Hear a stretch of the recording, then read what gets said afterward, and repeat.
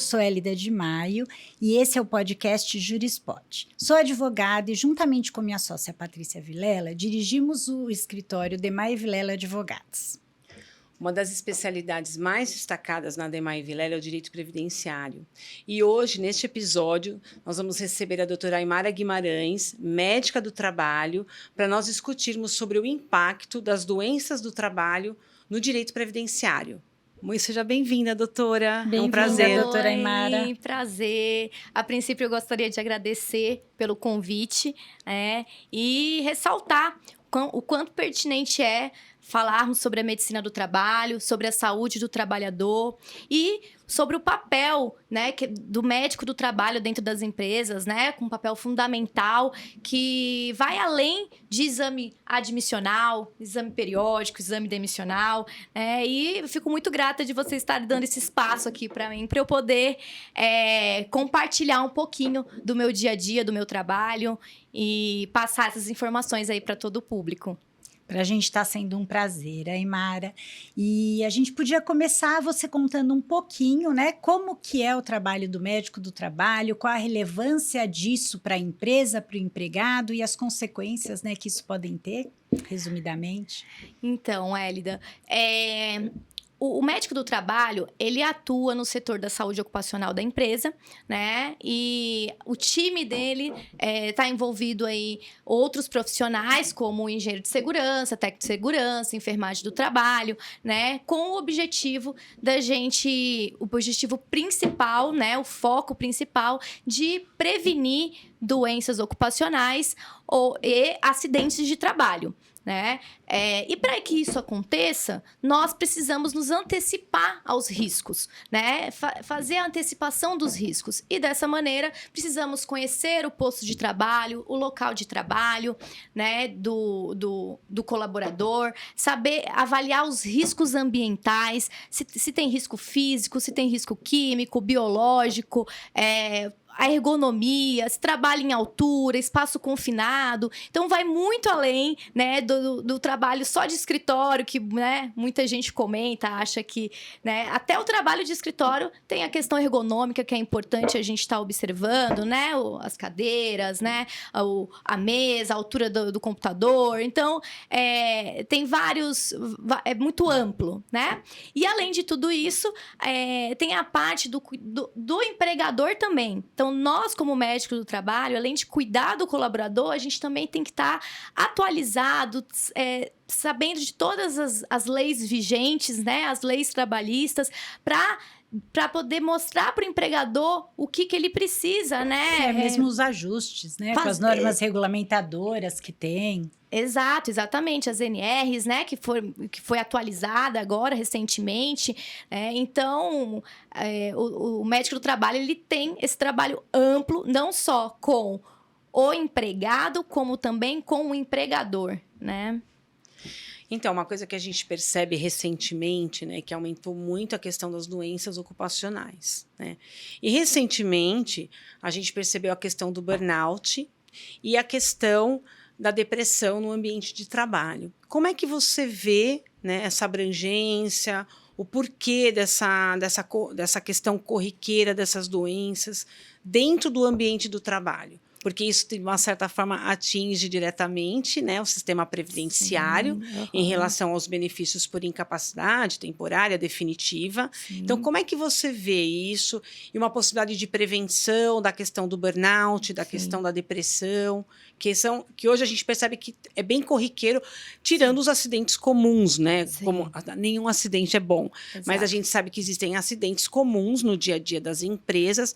mas essa questão do burnout e da depressão, Sim. como é que você vê essas doenças no ambiente do trabalho e como ela pode ser evitada, Realmente, a incidência, tem tido uma incidência, Incidências são casos novos, então a gente vê que tem tido uma incidência dessas patologias, mas assim, é muito importante a gente destacar que burnout é uma doença exclusivamente, é uma síndrome exclusivamente profissional, né? Então, para a gente chegar nesse diagnóstico de burnout, a gente precisa excluir outras patologias, como a depressão, como o estresse, né? Para conseguir chegar no diagnóstico da síndrome de burnout. Explica pra gente só um pouquinho do burnout, porque nem todo mundo entende O que é o o burnout? que é o burnout. O burnout é o esgotamento profissional, né? O burnout, na CID-10 já existia, já tinha esse CID Z73, né? Que é esgotamento profissional. E agora, na CID-11, está vindo como burnout, né? Uma síndrome que é causada aí, como eu disse, é uma síndrome exclusivamente do trabalho, né? Causado pelo trabalho, com sintomas como fadiga, esgotamento, sintomas como desânimo, e leva também a sintomas físicos, como dores musculares, cefaleia. Então, é um conjunto de fatores, né, que pode levar, mas sempre lembrando que precisa excluir, para chegar nesse diagnóstico, precisa excluir doenças como depressão. Mas ela tá ligada com a depressão? E como, assim, as empresas lidam com o recebimento desse diagnóstico pelo empregado? Porque o empregado traz um afastamento de 15 dias, né? 16 dias para ele entrar no INSS. Certo. Como as empresas lidam com isso para evitar, ou elas buscam, hoje em dia você vê que elas buscam soluções, como que você pode... Sim, como olha, você vê, né? Você como médica. eu vejo Médica do trabalho, né? Exato. Atualmente, né, eu vejo que as empresas estão começando a se importar mais com isso, até pelo fato do número alto de afastamentos, Sim. seja por depressão, burnout, né, mas por questões psíquicas, né. Então, eu vejo que as empresas têm realmente voltado mais à promoção de saúde, referente à saúde mental, fazendo projetos, né, fazendo programas de saúde mental. Eu trabalho numa empresa, uma multinacional de varejo, né, aqui em São Paulo, onde dentro do nosso setor nós temos o time de saúde e bem-estar, e esse time é formado aí com psicólogo, assistente social, onde médico do trabalho, onde o colaborador, a qualquer momento, é livre, é espontâneo. Ele pode ir até o nosso ambulatório e procurar o atendimento. Então, eu vejo que as empresas, elas estão tendo um olhar especial, e as que não estão tendo, imagino que logo vão começar a ter, porque isso tem impacto dentro da empresa, né?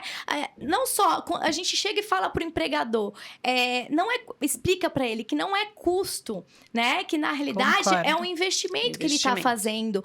O custo vai ser maior se tiver o afastamento. É isso porque mesmo. aí ele vai ter ali multas referentes à doença ocupacional, né? Essas multas são muito maiores do que se ele cuidar e fazer a promoção de saúde. E além do mais, essa promoção de saúde não vai beneficiar a produção do colaborador. Ele vai trabalhar com mais prazer, ele vai produzir mais, ele vai dar mais resultados, vai bater meta. Com porque certeza. ele vai gostar, ele gosta daquele trabalho, né? E O ambiente influencia. o clima organizacional. No bem-estar, né? Exatamente. Então, vai muito além só de evitar um afastamento. Não é só evitar absenteísmo ou presenteísmo. Vai trazer mais qualidade de trabalho também, Sim, né? para E a mais empresa resultados isso pra termina empresa. até trazendo porque hoje benefícios, né? Até porque hoje é muito comum, né, Aymara, que a gente presencia muito no escritório, na nossa vivência. O INSS, ele tem um afastamento, o empregado tem, seja por burnout, seja por depressão, ele passa por uma perícia médica, né? Depois a gente vai entrar num tema bem polêmico aí, né? Que são as perícias telepresenciais, né?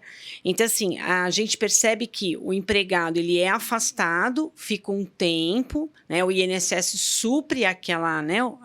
E o contrato dependendo da situação, ele está suspenso, o contrato contrato de Isso, trabalho a ou partir do interrompe. 16º dia, Isso, ou quem interrompe. arca Isso, é o INSS. a Previdência. Só que aí, muitas vezes, ele passa por uma perícia, a perícia diz que ele está apto a voltar ao trabalho, passa pelo médico do trabalho, o médico vai falar, não, você não está apto, né?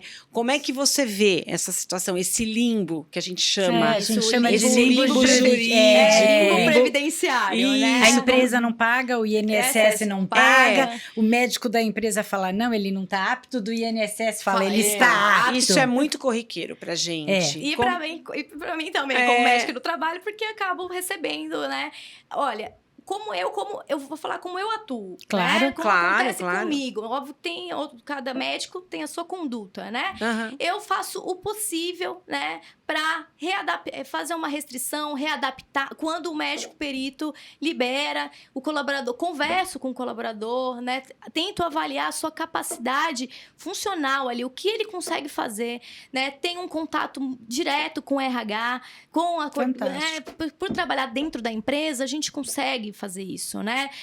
Então, eu faço o possível para tentar retornar, assim, quando eu vejo que há capacidade, há possibilidade, né? Aqui, né, sempre dentro ali, é a minha conduta como médica, e se eu coloco esse colaborador para trabalhar sem ele estar apto, eu estou arriscando também ali um acidente de trabalho, né? Sim. Então, dentro da minha conduta como médica, se eu vejo se tem alguma atividade dentro da empresa que ele consegue executar, eu retorno ele, faço a restrição, a readaptação.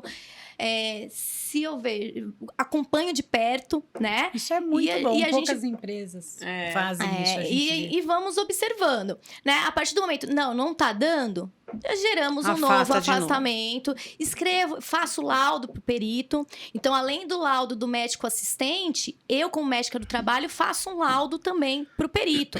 Então, o colaborador, ele chega na perícia com o laudo do ortopedista, do psiquiatra, do médico assistente e da médica do trabalho da empresa. E eu explico tudo isso, fiz o retorno, fiz readaptação, fiz restrição, tentamos, né? Claro, de todas as formas. E aí solicito a quantidade de dias que eu imagino que ele tem que ficar afastado. Que ele tem que ficar afastado. Inclusive, eu sou médica perita também na prefeitura, né, de uma prefeitura daqui de São Paulo, uma prefeitura aqui do estado de São Paulo, e passo pelos dois papéis, né? Passo pelo trabalho médica do trabalho e em outra cidade passo pelo trabalho de médica perita. E aproveitando, então, que a gente está falando dessa questão da perícia, do limbo previdenciário, né? Como é que você, como médica, vê essa questão, né? Essa nova questão do INSS aí, vindo com as perícias telepresenciais ou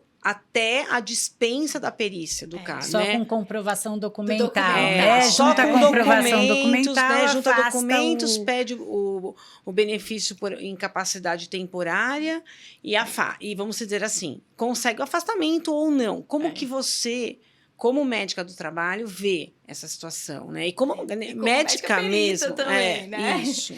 Bom, é um tema polêmico, né? A mudança foi recente, veio aí depois da pandemia, né? Então, toda a tecnologia e as grandes filas, né, de espera dos benefícios. Até por conta ficou uma demanda reprimida aí também da época da pandemia, mas hoje também já deu, né? Assim, realmente é uma questão que acontece mesmo na Previdência Social do INSS, né? E que a gente realmente precisa ser melhorada, né? Mas eu acho que a maneira como como eles estão tentando fazer, né? Essa questão da teleconsulta, ou até só documental, né? Sem necessidade da perícia, uma opinião pessoal, né? Eu não concordo, eu não acho que é a melhor maneira de resolver o problema, né? Pode sim melhorar ali a fila, acelerar um pouquinho a fila, mas vai piorar outros lados, né?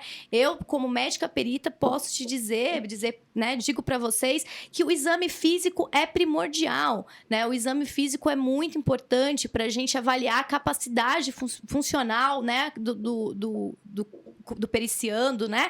Então, na minha opinião, Não foi a melhor maneira, não é a melhor maneira. Sou a favor realmente das avaliações presenciais, né? Fazendo um exame físico bem feito, um exame físico detalhado para poder realmente avaliar o tempo de afastamento ou não. E, assim, além do mais, né? O que a gente também...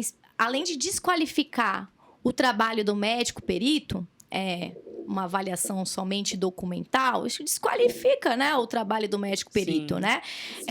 Eu também fico um pouco com receio referente a possíveis fraudes, né, que podem acontecer, né? A gente já sabe quantas vezes a gente já viu na televisão aí sobre fraude de INSS, né? De laudos falsos, né? Então, assim, é algo que não vejo que não adianta acelerar a fila e não ter a avaliação ali.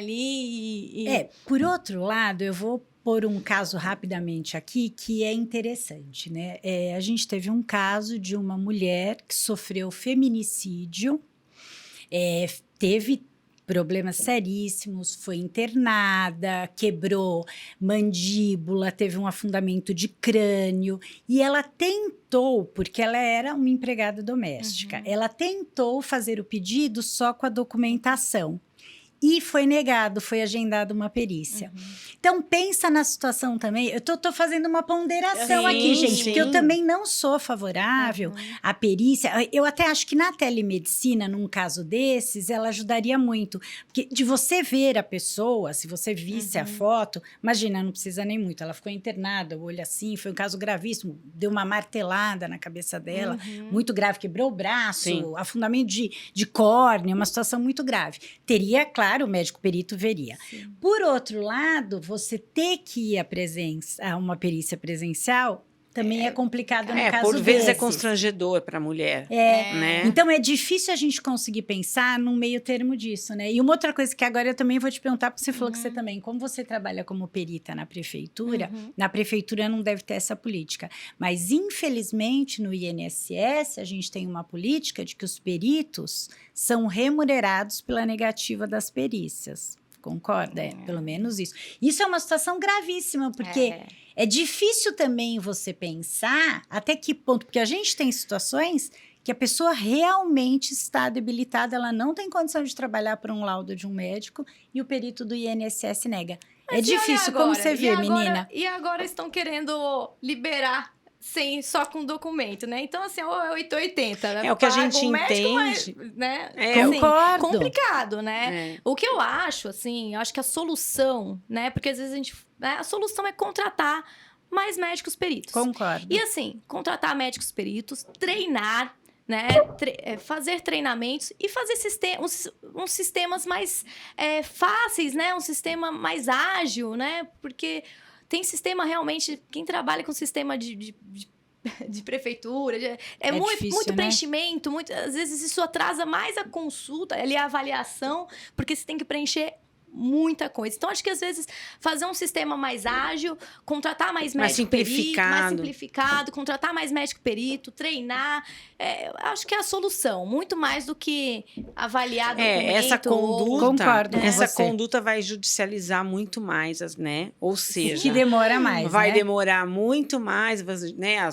Porque vão ser inúmeras negativas, né? A gente vai ser obrigada a judicializar essas situações, vai sobrecarregar o poder judiciário. Exatamente. Vai sobrecarregar o poder judiciário, vai sobrecarregar os peritos médicos do poder judiciário. Então, assim, não existe um equilíbrio, né? Exatamente. Né? Existe liberação de um órgão público para sobrecarga do poder judiciário. Exatamente. Né? Então, assim, realmente, a gente também acha que não é o melhor caminho, né? Contudo, em situações, de repente... extraordinárias, né? Como o caso que vai causar um constrangimento para a que pessoa. Pega a documentação toda hospitalar. Exatamente. Né? E aí vai muito além, né? Você vai ter uma documentação hospitalar de internação, né? Boletim de ocorrência. Mesmo mais interessante, mesmo apresentando esses documentos, ela teve isso negado, pedindo para que tivesse um comparecimento presencial. O que eu acho ok, mas assim, é uma coisa que eu falo, como é difícil, né, para o segurado. Então, assim, por isso a importância, nesse caso não, porque a medicina do trabalho não foi um acidente do trabalho, né? Mas por isso que eu acho tão importante, né? A medicina do trabalho, a atuação do perito, né? eu E concordo. a atuação do médico. Sim, sim. E o INSS, ele é tão corriqueiro às exigências, né, nos pedidos de benefício, né? Então, por que, num caso desse, não fazer uma exigência de apresentação Exato, né, através de uma telepresencial Aham. para otimizar o andamento do processo e facilitar para o segurado também, né? Sim. Mas, infelizmente, né, existem situações que a gente não consegue, a gente não tem E controle. a gente Exato. a gente tem que se adequar. Justamente. Pode ser que eu não concorde, mas a gente tem que fazer o nosso trabalho, a gente vai se adequando e tentando fazer o melhor que a gente pode, o melhor possível, né? Sempre em busca ali da justiça, né? Sim. É sempre o que eu falo. Se a gente nega em uma perícia, a gente ou aceita outra, mas é sempre dentro da justiça. Sempre Sim. avaliando a capacidade funcional daquela pessoa, né? Com a sua atividade dependendo, né? Por exemplo, uma pessoa que consegue trabalhar no escritório, né? Num trabalho administrativo, mas a outra pessoa tem, às vezes, a mesma patologia, Sim. mas trabalha em altura, trabalha, né? Não tem operador como. de empilhadeira, trabalha pegando peso. Então, também precisa se avaliar a atividade laboral, né? Concordo. E as empresas, no caso, né, o médico do trabalho, como é o seu caso, o fornecimento dos documentos necessários aos empregados, né, em relação aos agentes ao quais está exposto, a ergonomia, como você disse, insalubridade, periculosidade, né? A gente ruído. Precisa, exatamente, que né, a gente precisa, o nosso setor, o SESMIT, né, que é o Serviço Especializado de Segurança e Medicina do Trabalho, ele precisa fornecer isso também para o trabalhador, certo, né? Nós chamamos de PPP, sim, né? exato. Que é o perfil profissiográfico previdenciário que a própria Previdência solicita, né? Quando essa pessoa vai aposentar, né? Que ela precisa sempre solicita o PPP, que é onde nessa documentação o empregador precisa fornecer para o empregado apresentar, né? Na Previdência. E nesse documento a gente fala de todos os riscos, né? Os riscos ambientais que o colaborador esteve exposto durante aí a sua jornada profissional, né? Então, se ele esteve exposto à radiação, se ele esteve exposto a produtos químicos, né? Inclusive tem... Que é uma seara tão ampla, né? É muito amplo. E, inclusive, tem produtos e tem... que leva a aposentadoria... Produtos químicos que o colaborador foi exposto, que leva a aposentadoria especial, né? Então, é muito amplo. E às vezes, o trabalhador, ele não sabe disso. Ele não conhece. Ele não sabe. Ele não sabe que ele tem esse direito, que ele tem que ir em busca disso, né? E até é legal a gente estar tendo esse espaço para a gente poder passar isso para o público, né? Para o público entender e saber que ele tem esse direito, né? A gente... uma insalubridade, periculosidade, né? Uma coisa que eu acho interessante é o seguinte, está na lei, né? É claro, está na lei que a empresa ela é obrigada a entregar o PPP para o empregado quando ele é demitido. Independente de constar ou não no PPP, a exposição a agente insalubre. Isso é muito interessante, porque a pessoa, às vezes ela chega no escritório e ela fala, eu trouxe meu PPP. Quando a gente analisa o PPP, ele trouxe, mas o PPP não tem exposição a nada. Ele não condiz com a realidade da atividade exercida. Até receber insalubridade e no PPP não tá dizendo. Exato. Né? Então, assim, muitas pessoas não sabem, outras empresas não fornecem automaticamente, que deveria ser. A lei não fala isso. Então, assim, é importante você trabalhar numa empresa onde você tem o PPP, o que é fantástico, tem que ter. E o LTCAT? Você pode falar um pouquinho do LTCAT? Porque isso é uma coisa que os clientes perguntam muito. É um laudo técnico, né? De avaliação dos ambientes, né? De riscos dos ambientes. O LTCAT ele pode ser feito tanto pelo médico do trabalho quanto pelo engenheiro de segurança. Nele é um laudo onde diz se tem essa insalubridade, se tem a periculosidade, né? As empresas precisam... É um documento obrigatório onde todas as empresas precisam ter. Não só o LTCAT, como o PGR, né? E como o PCMSO, que é o Programa de Controle Médico de Saúde Ocupacional, que é o médico do trabalho que assina essa documentação. Através da ajuda da documentação do PGR, que é o Programa de Gerenciamento de Riscos, que a gente consegue avaliar aí os riscos ocupacionais, se é um ambiente insalubre, se é um ambiente, se a pessoa trabalha com periculosidade, né? Então, é um laudo que realmente, até para aposentadoria, aí faz toda a diferença para uma aposentadoria buscar uma aposentadoria especial, por exemplo, né? Até porque para a mulher, né, isso aumenta o tempo de contribuição, né? Você aplica 1,2, que é o fator, então se trabalhou 10 anos, vai para 12 anos.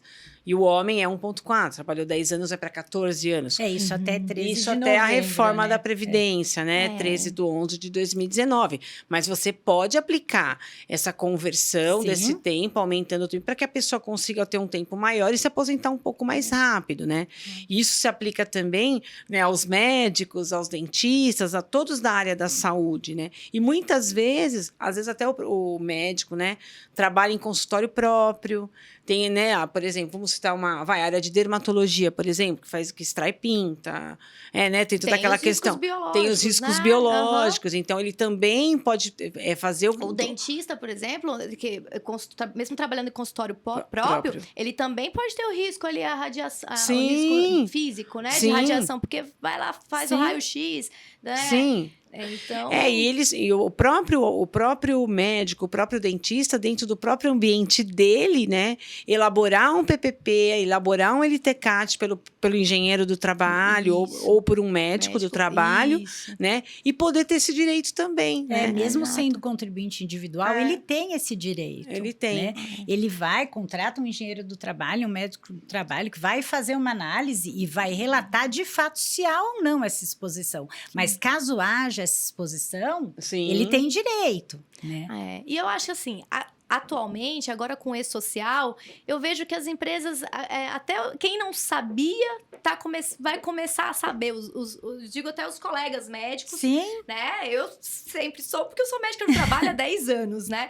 Mas os colegas médicos, por exemplo, que não sabiam, hoje estão por trabalharem, por terem consultório, que tem risco, né, tem risco biológico, tudo, eles precisam montar a documentação para mandar para o e-social. Exato. Antigamente, não tinha essa fiscalização. Hoje, a fiscalização está toda automática. Então, assim, se você não manda isso para o e-social, é multa. Então, os colegas estão começando a ir atrás desses documentos e me perguntam, e me ligam. Claro, é interessante. Assim, Mari, o que é isso?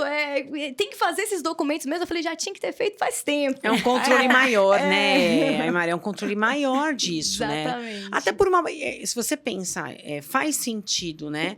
Porque é uma proteção à saúde. Exatamente. Né? Do trabalhador, do profissional, né? Que de repente você está trabalhando dentro do teu consultório, exposto a, por exemplo, um dentista, exposto até o ruído, né? Do motor que faz obturação, né? Da questão do raio-x, e ele nem sabe que ele está exposto, e ele tem um problema de saúde no futuro, oriundo daquele que ele poderia ter prevenido. Com certeza. Se ele tivesse contratado um profissional. E uma coisa interessante da gente incluir, né? Mesmo usando EPI, que você pode até explicar melhor o que é um EPI, a gente já tem jurisprudência de que nem toda atividade exposta a agente químico ou mesmo a ruído, ela é neutralizada com o EPI. Exatamente. O EPI, que é o equipamento de proteção individual, né? Ele tem que ser fornecido pelo empregador, né? É um equipamento que é obrigatoriamente fornecido ao empregador. Esse equipamento ele é decidido através da nossa análise, né? A gente faz eu digo do médico do trabalho, a gente faz análise de, por exemplo, vamos dar o exemplo do ruído, a gente faz a análise do tanto de ruído, se está acima do nível de ação, acima do limite de tolerância, né? Na lei diz, passou do nível de ação, já deve-se usar o plug ou a concha, depende da dosimetria, né? Mas o EPI nem sempre nem sempre ele é eficaz. Ele é eficaz, mas às vezes não neutraliza 100%. E aí que entra a insalubridade, aí que entra, né? Porque a gente não conseguiu zerar o risco ocupacional. A gente, né, reduz, mas a gente não conseguiu zerar esse risco, né? Então, você como médica do trabalho, eu acho que, né, o principal papel é a prevenção da saúde, do acidente, do trabalhador, né? E você vê que como que está isso hoje no Brasil? Você acha que cresceu essa prevenção, essa conscientização? Sim, eu acho que a minha área, né, a área de medicina do trabalho, a área de segurança do trabalho, eu vejo que está crescendo muito. Eu vejo muitos jovens entrando nessa área que antigamente eram médicos, não era uma especialidade, eram médicos que estavam ali perto de aposentar, que entravam ali para a área da medicina do trabalho, e hoje a gente vê vários rostinhos novos, né, a juventude entrando em busca de melhorias de promoção de saúde. E assim, eu falo com muito feliz, assim, o quanto é importante fazer a promoção de saúde. Porque a gente reduz muitos riscos, e o quanto é gratificante você ser a médica da empresa. Posso depois imaginar. da pandemia, quando veio a pandemia, né, eu vejo que a medicina do trabalho virou, assim, muito importante, porque sempre foi, né? Sim. Mas, assim, a gente vê... Ela passou a ter destaque. Passou a ter destaque, porque o Covid, vou ligar para a médica da empresa, a gente estava sem, não tinha hora, Posso imaginar. médico do trabalho, dizem que médico do trabalho trabalha em horário comercial, né? Mas não sei bem, eu não sei bem disso, porque não tinha hora, era domingo, o coordenador ligando, olha, minha funcionária teve contato com uma pessoa que teve Covid, não, vou ligar para ela, vou falar com ela, vou orientar. Então, eu vejo que o nosso papel dentro da empresa está em destaque. Eu vejo que... A pandemia trouxe isso. A pandemia trouxe isso porque nós éramos um fácil acesso, um rápido acesso. Sim. Né? O colaborador, em vez dele... eu vou no PS, eu vou... Mas tá tudo ele lotado desce o hospital, direto. tá cheio o hospital, né? Não, vou na médica vou na médica da empresa. Claro. Vou lá no ambulatório. Né? E eu trabalhava, na época do início da pandemia, eu trabalhava em um laboratório. Um grande laboratório aqui de São Paulo. E laboratório não fechou, óbvio, Claro. né? Que precisava mesmo, Fazer os né? exames, Então, a gente teve que montar protocolo de contingência, a gente teve que montar... ir atrás de todo material de EPI, equipamento de proteção individual, equipamento de proteção coletiva, EPC. A gente teve que montar todo um protocolo, porque era tudo novo. Então, os médicos do trabalho desse laboratório, a gente parou ali por uma semana para poder resolver Entendi. e fazer toda a prevenção, a promoção de saúde para poder funcionar ali com segurança, né? E o quanto nós éramos requisitados ali, né? O quanto o médico, a doutora Aymara, né? O quanto buscavam a nossa ajuda, as nossas orientações, porque tinha muita dúvida, né? Com o Covid, Sim, todo mundo tinha muito muita difícil, dúvida. Foi muito né? difícil. Então, assim, nós nos tornamos um papel essencial dentro da empresa. E eu falo, assim, com muito gosto, assim, eu tenho um prazer de dizer que eu sou médica do trabalho e tenho um prazer de dizer o quanto eu faço, assim, pelos meus colaboradores. Eu dou o meu melhor, eu busco o melhor para promover saúde, para prevenir, evitar acidente de trabalho, evitar doenças ocupacionais. E a gente tenta, né? E agora... Gente, isso é fantástico. Uma vida que você salve, uma vida que você evite, uma amputação de A qualquer prevenção coisa. é tudo. A prevenção é tudo. fantástico. Exatamente. Hoje eu trabalho numa empresa aí que tem muito trabalho em altura, tem muita máquina, empilhadeira, né? Hoje eu trabalho numa empresa que... pode ocorrer aí acidente de amputação, acidente até com óbito. Quem trabalha em altura e cai. Então, uma queda, né? Uma queda, exatamente. Então, está ali próxima e sempre à disposição e buscando fazer o trabalho ali, antecipar os riscos para passar o máximo que a gente conseguir sem acidente de trabalho. E você vê o quão importante, né, o médico do trabalho, né, para minimizar os custos da Previdência Social. Exato.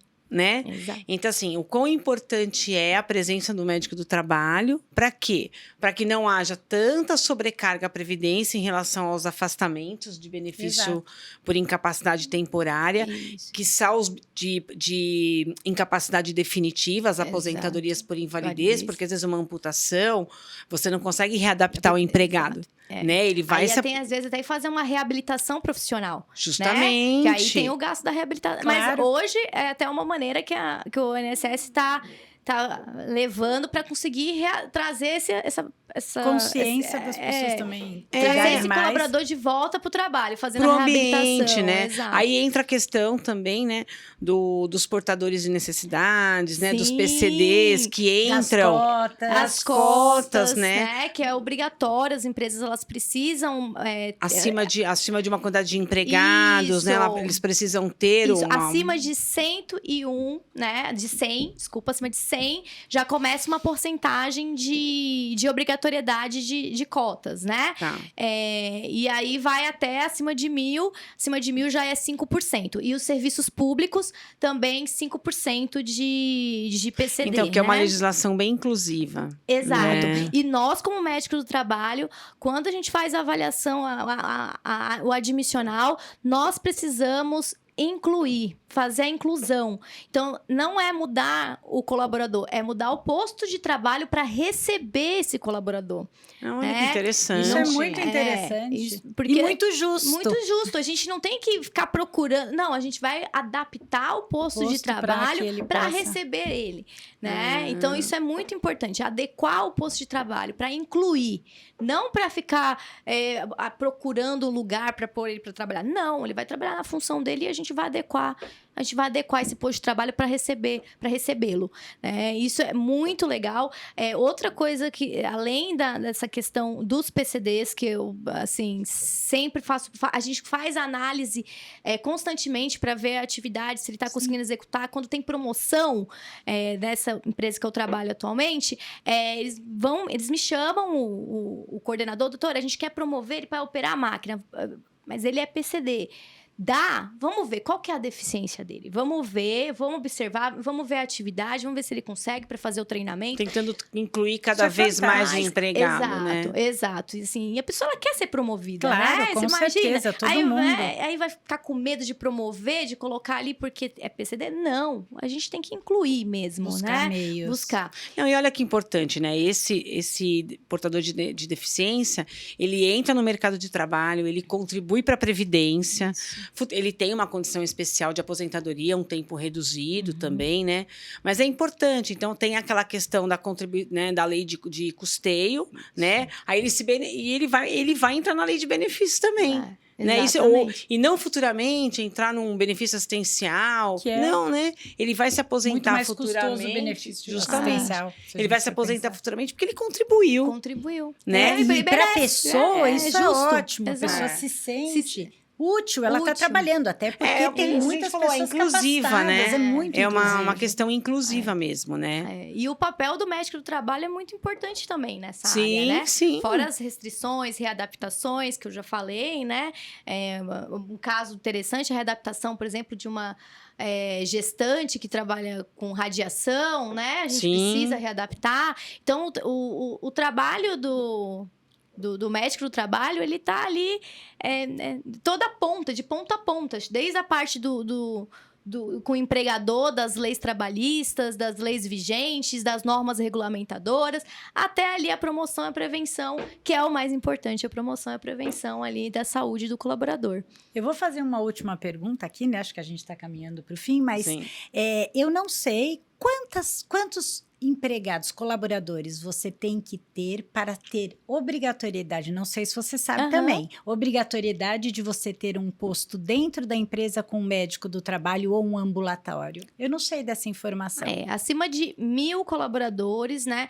Na realidade, o SESMIT, ele é composto por grau 1, grau 2, grau 3 e grau 4. Tá. Né? Então, depende do grau, né?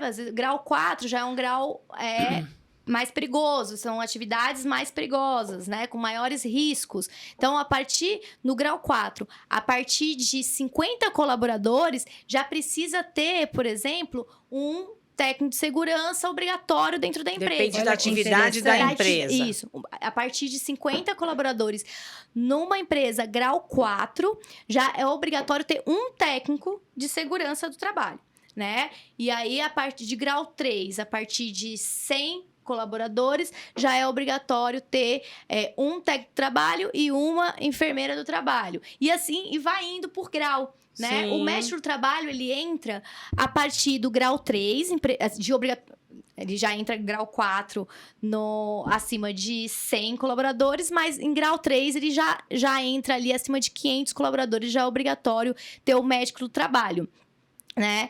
Então, depende do quadro, tá? Depende do risco da empresa.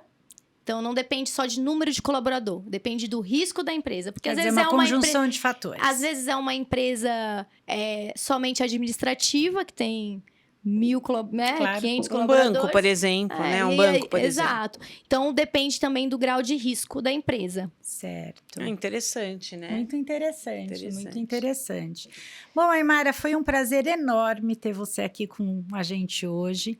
Eu acho que esse papo podia se prolongar por muito tempo, porque medicina do trabalho é vida, a gente está cuidando de vidas de pessoas. Então, a gente tem mesmo que dar um enfoque sempre muito especial a isso, né? É completamente ligado à previdência, né? O que o Estado também está contribuindo, ajudando essas pessoas quando acontece alguma coisa, mas ele também cobrando das empresas a responsabilidade. Então, assim, eu acho que a gente vai poder ter aí outros encontros, porque eu acho que tem muito a agregar, muito a informar, né? Foi um prazer enorme, obrigada. Sou eu quem agradece. Obrigada pela sua participação. Obrigada. Sou eu quem agradece. Obrigada, Hélida, Patrícia.